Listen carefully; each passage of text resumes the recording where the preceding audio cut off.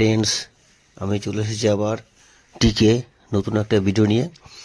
দেখো, প্রাকৃতিক এবং গ্রাম্য পরিবেশ, কি আঁকা বাঁকা, বেঁকা আঁকা পরিমাণের রাস্তা, মাঠের মধ্যে দিয়ে রাস্তা, দুদিকে কৃষক চাষ করছে, জলাশয় জমি,